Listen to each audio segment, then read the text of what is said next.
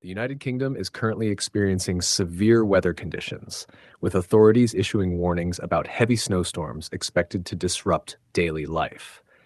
The Met Office has placed several regions under amber and yellow alerts, cautioning residents about significant snowfall and icy conditions.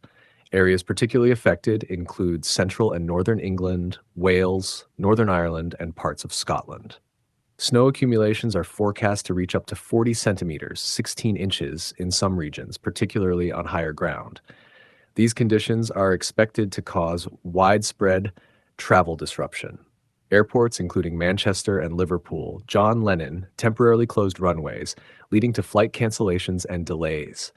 Roads in affected areas have become treacherous, with several key routes closed, while rail services have also experienced delays and cancellations. In addition to transport disruptions, the extreme weather has caused power outages, leaving thousands of homes without electricity. Efforts to restore power are ongoing, but progress has been hampered by the harsh conditions. Health and safety concerns have also been raised. Authorities have issued cold weather alerts, warning about the increased risk to vulnerable groups, particularly the elderly and those with health conditions.